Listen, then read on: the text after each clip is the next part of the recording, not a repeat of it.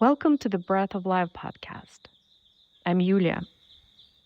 Here, we explore the world and our place in it through the lens of interconnectedness. If we could feel part of the living world, not just intellectually, but in our bones, if our breath could sync with the larger rhythm of life, how would that change the way we live, work, and make decisions? Join me for conversations with people who live and work from that place.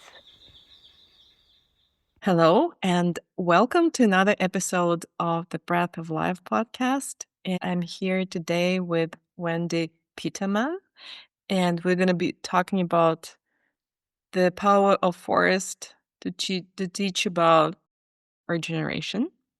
And Wendy is a forest soil scientist and conservationist with 20 years of experience who now helps grassroots organizations take root and grow with the values intact.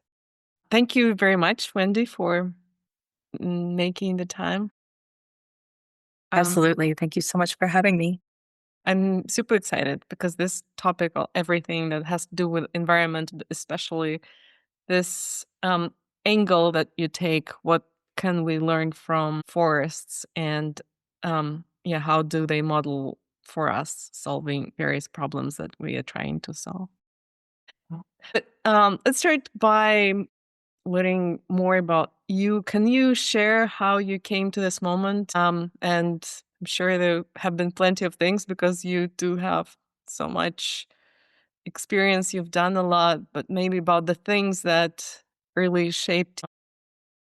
Yeah, I would say that as much as I can talk about experience and jobs and education, what really has shaped me is growing up in the mountains of Northern California, in oak savannas and redwood forests, which are just amazingly powerful beings. And just spending time with my sister, basically running wild. People talk about, at least in America in the 1980s, children were kind of feral and were running around the streets playing and that sort of thing without much supervision. But my sister and I were running around in the woods and climbing trees and playing in creeks and making fairy kingdoms out of leaves and rocks and things. So just living in that environment, growing up in it, really has what's shaped me most. Mhm.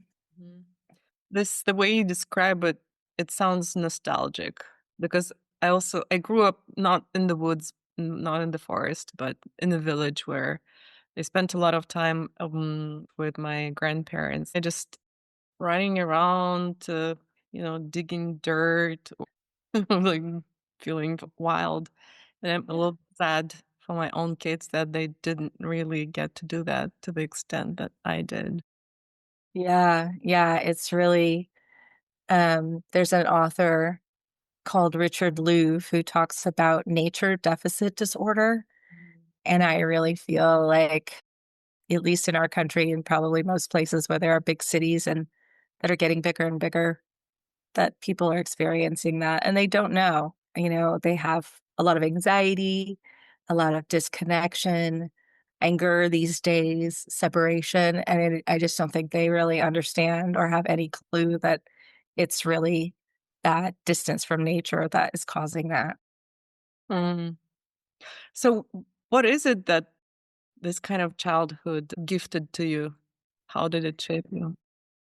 I think a sense of wonder, awe, belonging, simply being, and a deep connection to the land and the understanding of how it supports and nurtures us, and a sense of responsibility to return that, to be a guardian and a helper, and just a member, partner with the land and all of the systems that it supports. And you being a scientist and you knowing a lot of other soil scientists probably, this kind of relationship with the land, with the forest, how common is it? There aren't a lot of soil scientists, and especially very few forest soil scientists, but I know most of them. Mm, And I would say it's pretty essential. Someone asked once a colleague of mine what it takes to be a soil scientist, mm, and he said, I think the desire to be truly alone in every sense of the word. And I thought, that's true because being alone in nature is the only way that you can truly feel all of the wonderful things that are going on. And as a soil scientist, there's so much happening inside your brain and your imagination about all of the processes, chemical processes, and organisms, and all of the relationships that are happening. And hardly anyone else ever wants to hear about those things. You know, it's too sciencey, too nerdy. And to a soil scientist, it's just utter delight and wonder and so exciting. And so just to have that cocooning space, just to be alone with all of that information and the curiosity and wonder of everything that's going on in the forest is, I think, really essential and a common trait of forest soil scientists. mm. Okay, so you find them all pretty connected to this being that you were researching. Mm. Mhm. I'm reading right now this book that's called Mhm. Dirt, the Mhm. ecstatic skin of the earth. Mm. And Mm. I'm finding out absolutely amazing things about dirt, about soil, in particular about humus, which is so unique that every molecule is unique. So scientists don't really know what it is. They can recognize it, but there isn't a set of principles that can describe it. No, it can't be because it's really all of the dead things, the detritus and things that have fallen off of trees and animals that have died. And so it's just all the things that are decomposing and they're full of carbon. That's one thing, that is common with it, but its composition, what made it, how thick it is, the processes that are going on with it, the different microorganisms that are going to be in it are just going to be totally unique to whatever those things in the forest fell onto the ground. This is just so amazing. The way you just described, because dead things that are now contributing to life, it reflects the unique nature of all those things that contributed their lives. Yeah, and also when you were talking about feeling in a just this feeling of darkness, that's exactly what I thought of. I thought about the humus and just how wet and dark it is in there, and also the smell of it, which is it has antidepressant properties. Wow. And so I was thinking, oh yeah, that's that magical composting darkness, wonderfulness. That's he mentioned that it's the deeper you go, the darker it is. So it's basically really black. Ah, It's, yeah. mhm. That is so amazing. Okay, and now back to the forest. So what is forest to you, Wendy? Well, as a person who grew up in the forest as home, it's a spiritual place where I need to go at least mentally, if not as often as possible physically, to regulate my nervous system and let go of stress and just kind of wonder about things. I wander and I wonder. Mm. And I just noticed that maybe a half hour, an hour into hiking or being in the forest, I I feel like a completely different person.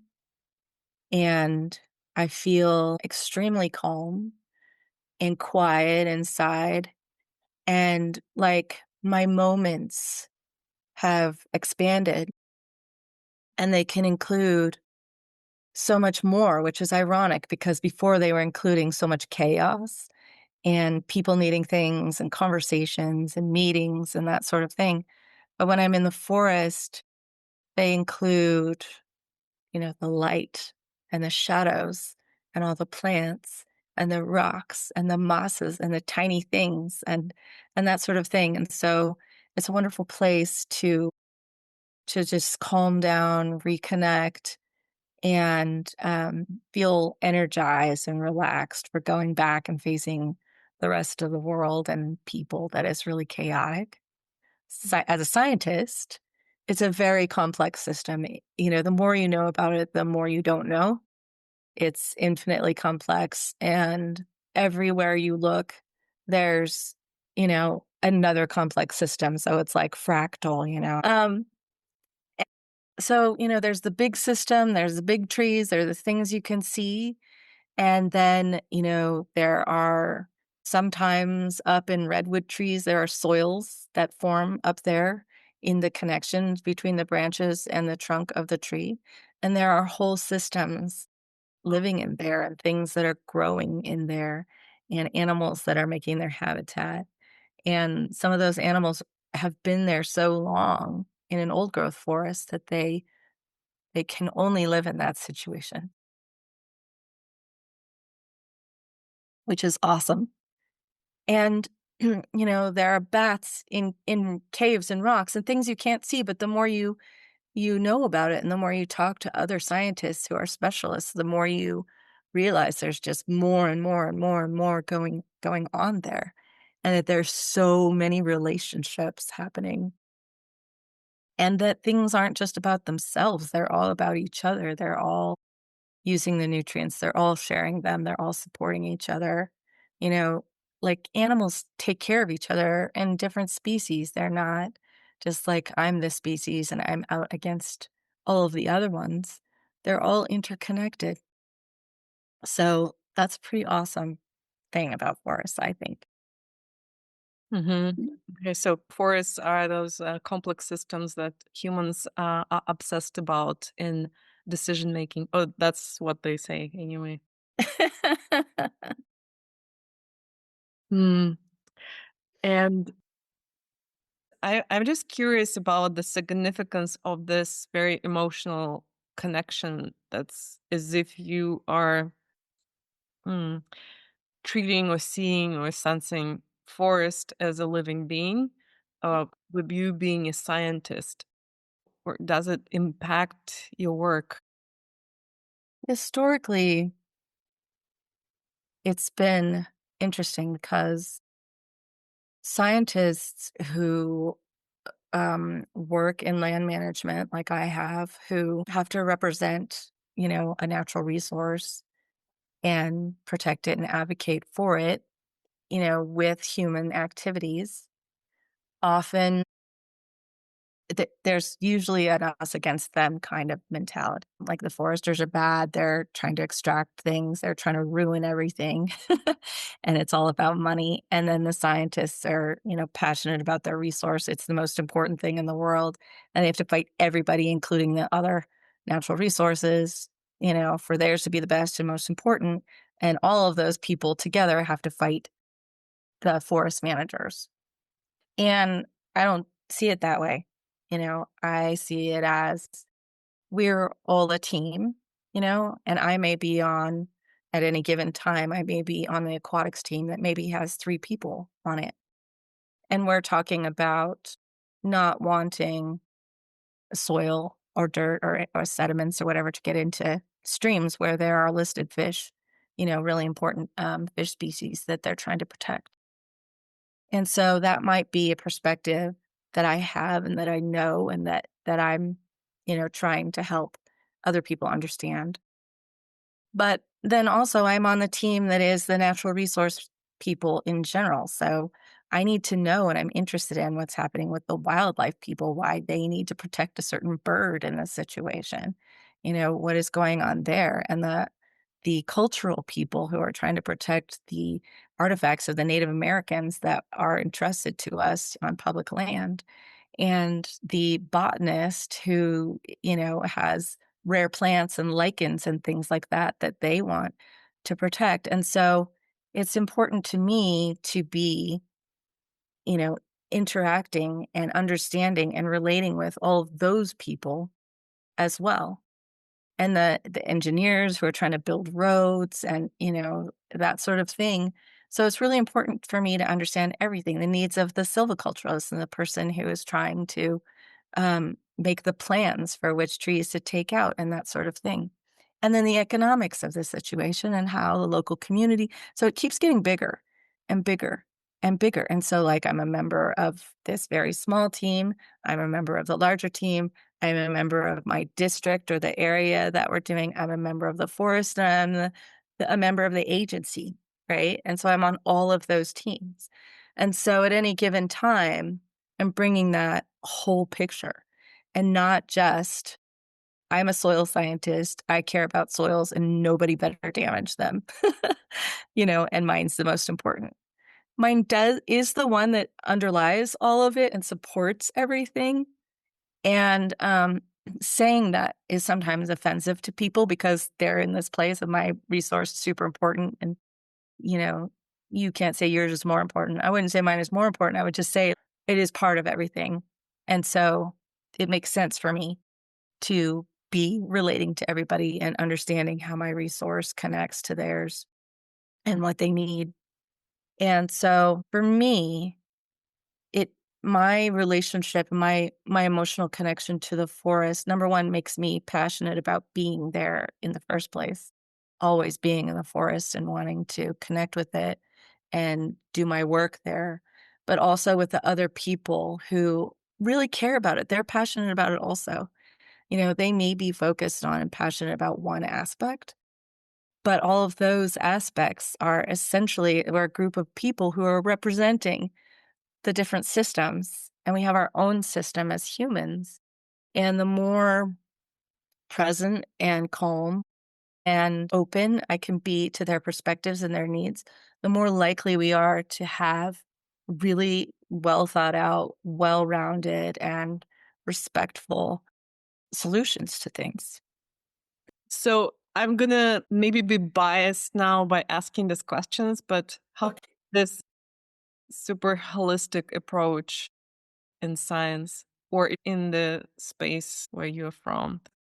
To me, since as I first, as a nutrition consultant, started to engage with science, I became aware that I couldn't really find a source that I completely trusted because there was, Sure. this person looking from this angle and from this Mhm. angle, but no one really Yeah, looking at the whole the thing. So whole thing.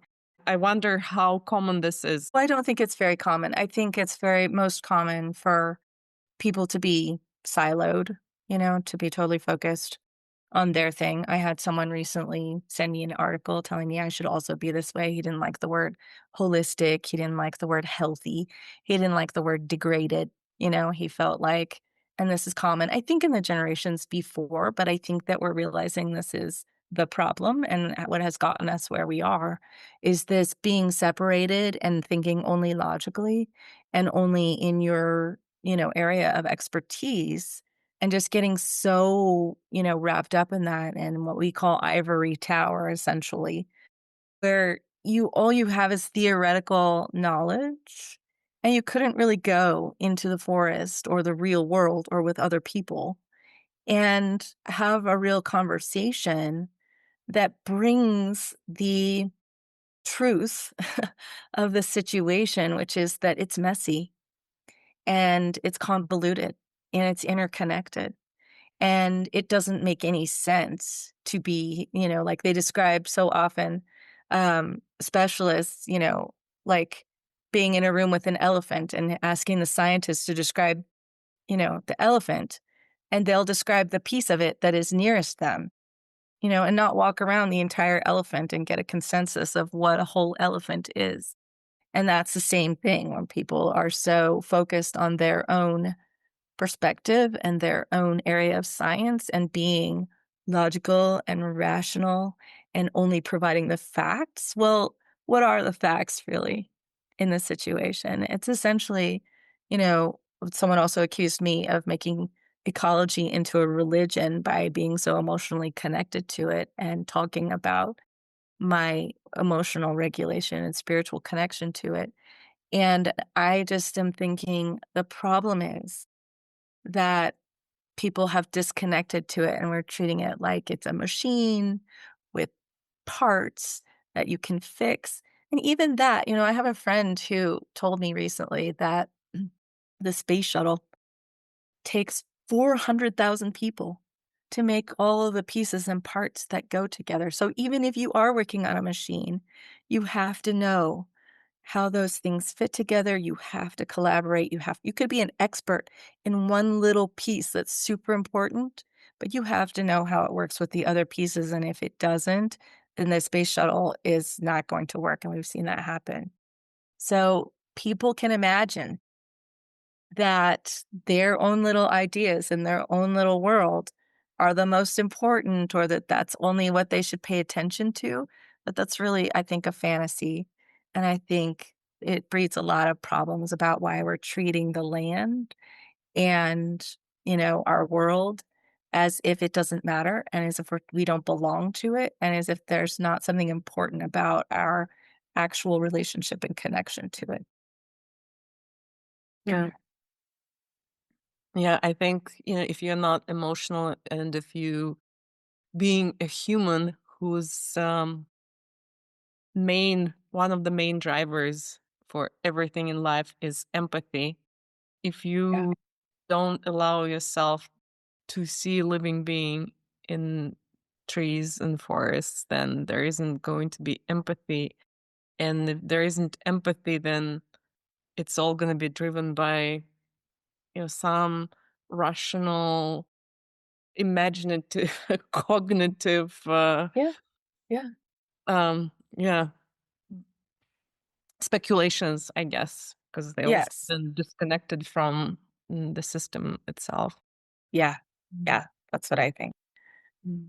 So I'm being very open and vocal about this at this point, and it may ruin me as a scientist in terms of other scientists, and land managers and stuff wanting to work with me. And I have decided I'm okay with that. I really feel like what I'm bringing and what's important in life is reconnecting people. And if it's so rare, what I'm saying and what I'm experiencing and the relationship that I have to offer, then it's extra important for me to try to do that. Yeah, I think it's super important that people who are trusted because they come from science and because we humans have learned to trust science sometimes is the ultimate answer to everything. And then when scientists model something like that, I think it's very important. And if we talk about conservation and you helping organize conservation and other environmental organization, how is it that your work with forests and your holistic picture fits into your work? Well, it it this place of that empathy and listening to people. I really think that the experience of being calm, being related deeply to a system, and understanding that you can't make choices for a system unless you listen to it very closely. And, any part of the forest that you're in is going to be different from another part. And so you need to get to know that part of it and the members of it. And quite often, we have books and rules and ways that we do business or that we um, create hierarchies and job descriptions and things like that. But those aren't really about building a system or connecting all the parts to one another. or maintaining the integrity of your system as it grows and expands. And also, when things go wrong, there's a lot of panic, and not understanding what to do about it. Systems and businesses and organizations can completely fall apart when there's a change externally or internally with somebody, that sort of thing. And so the understanding that the relationship to the system and the relationships inside the system need to actually be really strong and the most important thing, and they need to be adaptable. So people need to be able to listen to each other. They don't have to like each other. They don't have to agree with each other, you know? They could be total enemies. But to understand how to participate in the system, their role in it, and how to create a safe place for people to fully bring themselves to that so they can invest themselves in their passion and grow and really feel like they're contributing something meaningful. Because I think that's something that's missing in most of our systems.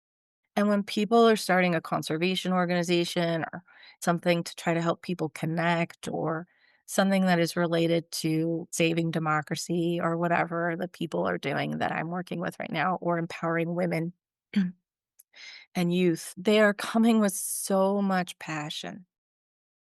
And oftentimes they don't know how to put those pieces together or they get scared, overwhelmed, or, offended by people who don't understand their project or their passion or whatever. And so helping those people navigate that scary place of confronting these big issues, defending their system, creating partnerships and relationships that are really strong. It takes a lot of listening and a lot of just asking them reflect on things, and quite often, I'm just working with the leader of the situation, the executive director, the founder, whatever, and, I ask them a lot of times, "What is your intuition about this?" Sometimes they'll say, "A funder wants us to do XYZ, and so I produce this document, and I think it does it." Well, wait a minute. Does that make sense for your organization? Are your people interested in doing that? Are they gonna be, "Well, no, actually. I've found that our system really works this way, and our communities really work this way, and if I do that thing that they want me to do, we often fail because it looks good on paper, but it doesn't really work for us." And then to say, "Okay, that's what's really important. What we need to do is find out what does work for you, what does work for your relationships and your people and your organization, and write the document so it sells that to the funder." We need to tell the funder what you need, not just what they wanna hear. So, hopefully that answers your question.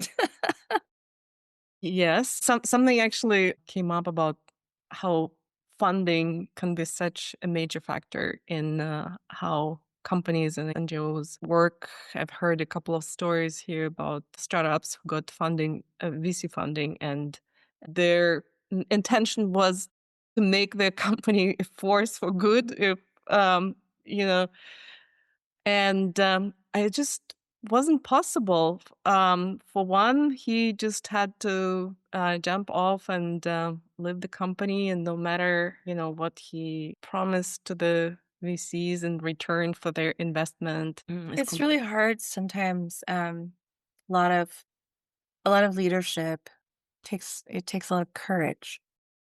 It takes, willingness to step into the unknown and to fail by yours or other people's standards. And that's something from nature as well. Nature is just trying things. And if it tries something and it fails, then something probably dies.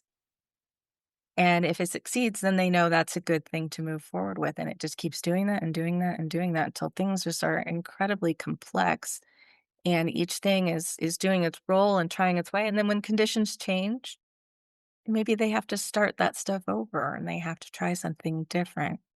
And so to me, that's the example of the anti-fragility that I try to help people develop, which is Just because one thing changes, one thing doesn't work out, a relationship with a funder doesn't work out, you can adapt to that and not be super fragile or destroyed or just have a catastrophic disturbance. Forests recover from ice storms and windstorms and landslides and fires and things like that in really awesome and beautiful ways, and they just have to incorporate that into a new reality. Mhm. I'm curious, do you find some common misconceptions that have to do with this resilience, with going forward with funding? Anything else that you find often there, but it's not what the forest teaches us? Or would do. Yeah, there's a lot of rigidity and linearity, I would say. So rigidity of thought, expectations, power dynamics, things like that. I was recently writing about apex predators and the fact that there just aren't very many of them, in nature. An apex predator is really strong and at the top, but there are very few of them in the system. And if they get out of control, then the system doesn't work. And so that is something we have totally upside down, in human systems and human worlds.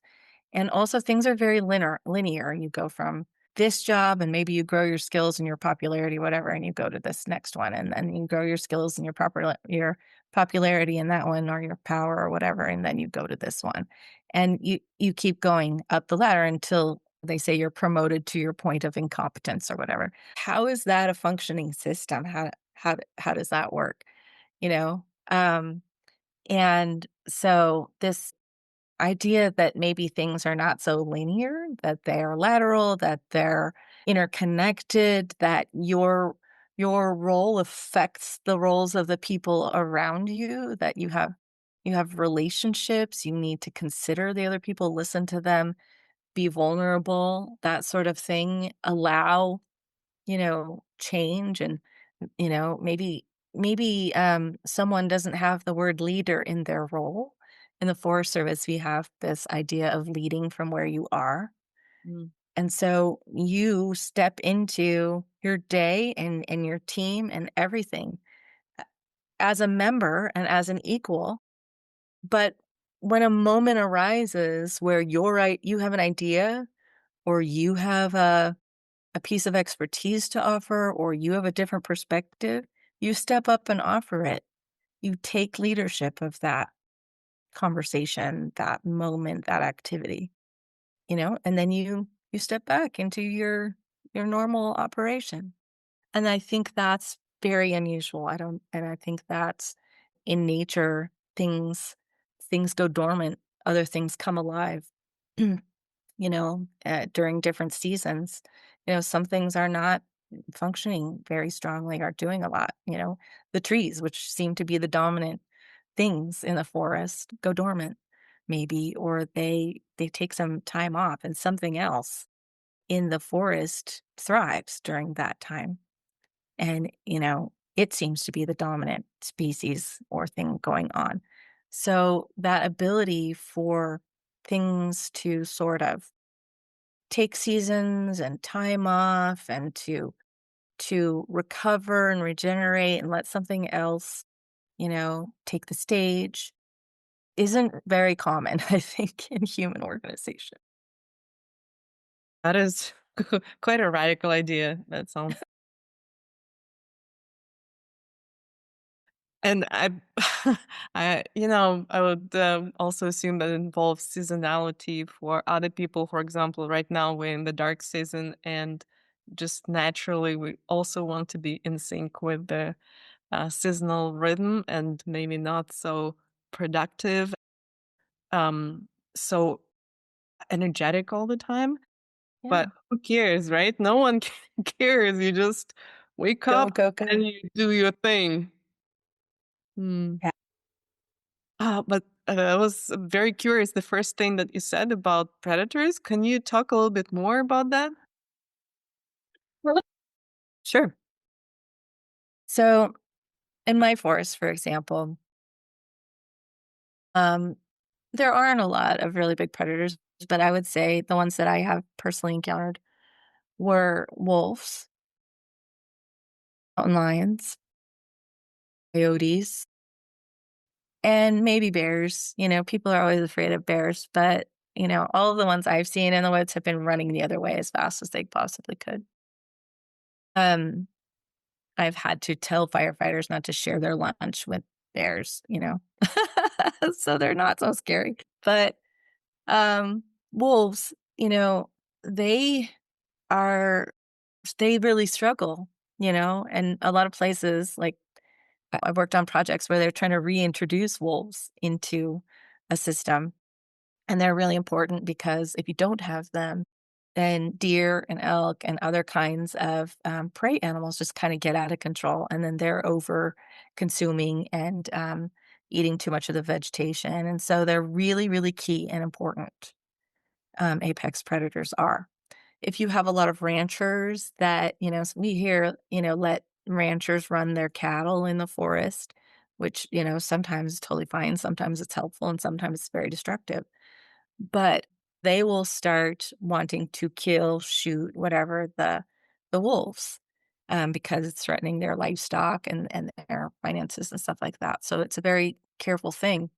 But without the wolves, the rest of the system can really get out of control. However, if you have too many wolves and they're running the system, then nothing else can function either. So it's a very delicate balance of having a very small amount of the apex predator in the system.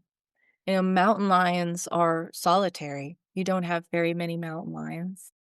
They are usually by themselves. They come together to mate and then they will, separate and have their territory be very large. I've been in the woods sometimes and I've been sure that if I can hear them, but they are very careful about not being seen. They might just be curious, they might be seeing what you're doing, but they will just kind of follow you. They're not eating a whole lot of things. There's only one, and they're super scary, and if one decides it's gonna get interested in you or try to attack you, you have to face it and fight. Their presence is really important, they're super dangerous, but they're very rare. And in our system, what we do is say, like, even if we say that we're mimicking nature, it's like some person who's looking at a nature film where all there are is predators, like, pouncing on other animals, and they're saying it's survival of the fittest, which is massively misunderstood.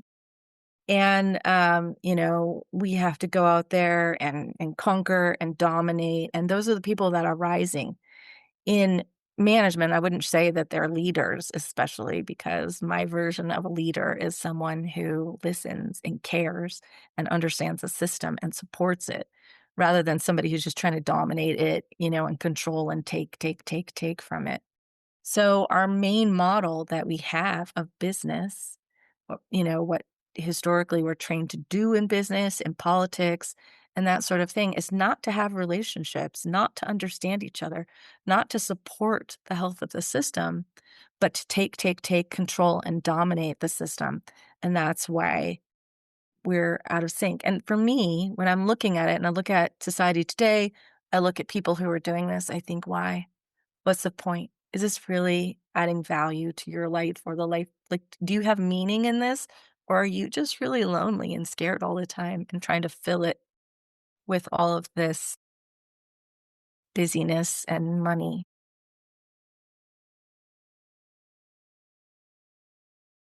Yes, exactly. Why? Why are there so many people doing it? My personal answer is that there is also so much pressure, this kind of like systemic or configurational pressure in how and what is expected from you. And so it's not that easy, probably, for an individual just to change. It Yeah. probably requires a lot of energy, determination. Yeah, but I've seen people do it. I mean, there are people who have totally changed their companies just on just taken a 180-degree turn because they had a meaningful conversation with a carbon specialist or, Jane Goodall and all of her advocacy for gorillas and things like that. There are people that you have a conversation with them and they really change you. Mhm. And sometimes people in companies or organizations will really take a different turn or a different perspective from somehow those things reaching them, or having a deep conversation or a connection with somebody who deeply, deeply cares and understands something about nature, and gets through to them, and they think, I am gonna stop being destructive this way, or I'm gonna start, being a more heart-led leader, or I'm gonna do the hard work that it takes to transform myself and transform my organization. Actually, one of my most inspirational experiences in what I do, it comes from my work at Greenpeace, where I was doing fundraising. And Nice. then, like the model for me always was this story told by someone from Greenpeace International. In one of their campaigns, they took the top management of a big company on a trip to Amazon and showed them directly how their supply chain was destroying the forests. And after that, that company, a very big company, changed its supply chain, and it was kind of the role model, and other companies followed. But as much as I love this story, somehow this story I know from, I don't know, like 15 years ago, but it hasn't really caught on. What do you think needs to happen for this to become bigger? So many things need to happen, but I think that, I made a list of organizations because I was thinking, well, if I'm gonna start something that's gonna make something available that is really different, what if it works? You know? Part of me is like, I don't have to worry about it because nobody's gonna be interested in what I'm doing. I'm doing something too radical, too different. But I had to think, well, what if it does work? And I end up being very successful at it and actually making some money. I'm not wanting to turn around and just be part of the system then and become part of the extraction and the consumerism. So I identified 200 organizations around the world that were making the kind of changes that I want to do. People who are doing research and biomimicry, people who are doing community grassroots work in or communities all over the world, encouraging more relatedness and connection and making the kinds of changes that I want to see. And so I thought, it, you know, if my company grows and it starts to make money, then I will start giving money to these different organizations to start helping them. Right now, what I'm doing more is just partnering with them and helping them, develop their processes and their relationships and figure out how they're going to make their organizations work and how they're going to get funding and that sort of thing. And that's very satisfying. I've been putting out everything that I can. I think and write all the time. So I have my book, Forest Thinking. It's very simple. It tries to just introduce people to these ideas, give them some small experiences with it. They don't have to be nature lovers. They don't have to have a forest near them, but just to try to have some of the experiences, developing their intuition, sensing into things, seeing signals when things are going wrong, and walking into that situation, exploring it, offering different ideas rather than just like putting on blinders or doing with, some sort of protocol that they often do, or yelling at someone and telling them to deal with it, that sort of thing. So, trying to relieve some of that pressure, trying to encourage some of that opening and that stepping into the courage of transformation for leaders or people in organizations. So those are the kinds of things I'm doing, and I don't know who will listen or receive it or try it or anything like that, but I'm just putting it out there as much as I can and connecting with other people like yourself and other people on LinkedIn who are saying similar things or having similar experiences. I mean, the way that you're talking about those people going to the Amazon and really changing, like I have a vision of really working with my clients to the point where we know they're so in tune with the seasons and the situations and things like that that help them most tune into themselves and access their creativity to the point where if they're facing a problem and they're feeling kind of stuck or overwhelmed, we could meet in a place where that environment is happening. We could say, like, you work best in fall when you face these kinds of problems. Where is it fall in the world right now?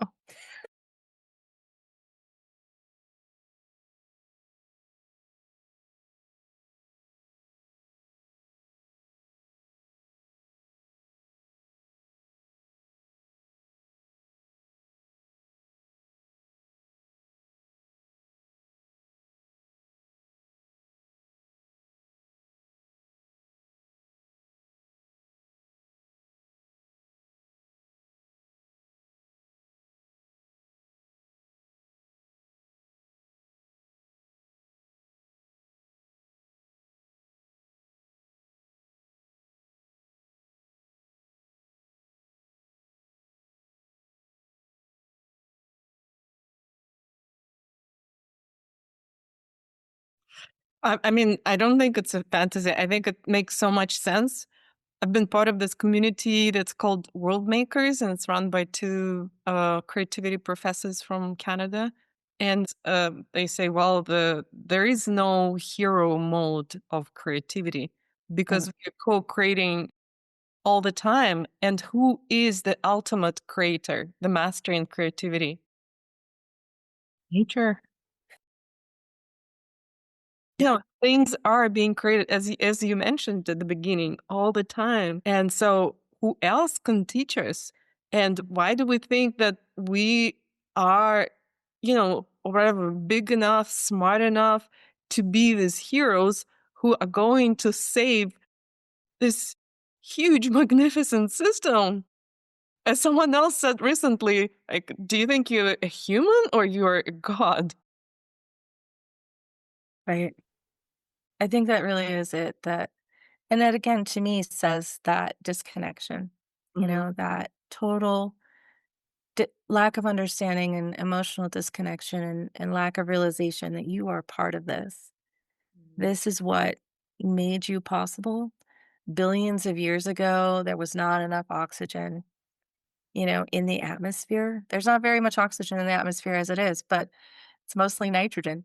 But, there wasn't even enough to support land animals and mammals, you know?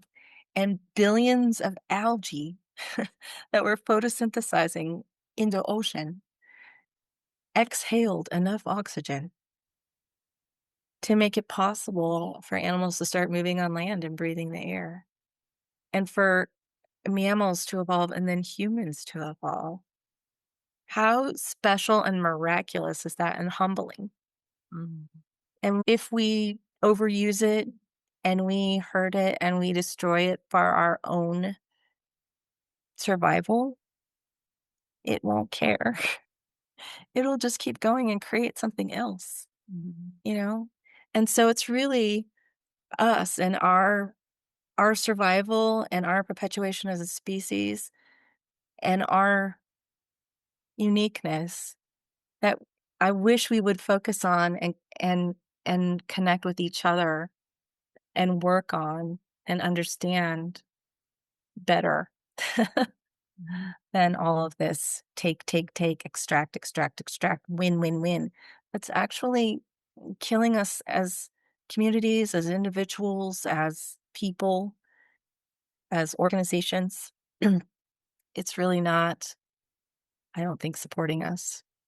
And I think it makes us miserable also. Keep people miserable. I mean, the idea of being on a hamster wheel, I just feel like all the people that I see in the city where I live right now, it's very hard to connect to anyone. It's very hard to have a conversation and stuff like that. They're just in a hamster wheel of doing whatever they're doing and doing it as fast as they can and as hard as they can. And again, I just want to say, like, how is this adding meaning to your life? Mhm. Oh, okay. We're out of time. Thank you so much. It was such wonderful conversation. Also, I made some discoveries about humus definitely and some others that I've note to myself. And um how can people find you? And is that book that you mentioned, is it available? an online form? Yeah, it's available on all the different book buying platforms, Mm. online or at my website, which is wendypeterman.com. Mhm. And yeah, you can buy it directly from me. You can buy it from all the major sellers, Amazon in every country pretty much in the world. It's called Forest Thinking. Mhm. And my website to communicate with me or to talk about any kind of consulting or my business is patternsynthesis.com. That might be kind of hard for people to hear or remember, but it's patternsynthesis.com. And I'll add a link to the show notes. Is there maybe just one last thing that you would say if, let's say organizations, because that was our topic, want to attune more to the complex living systems, forest being one, what is one simple things that they could start with? Listen, there's a book called Just Listen, and that's what I would recommend. Just listen. Just find the moments where you can be present to someone or something, yourself or someone else or a plant in your office or whatever, and just take some time to listen. Mhm. Okay. That's doable. Hopefully. Thank you so much, Wendy, and wishing you just the best of luck with your wonderful enterprise. Thank you so much, and likewise. Thank you for listening to The Breath of Life. It means a lot to me. If something in this conversation touched you, consider sharing it with someone and connecting in the process. Follow The Breath of Life for new episodes and join me on Substack, where I publish my weekly writings. The link is in the show notes. Till next time.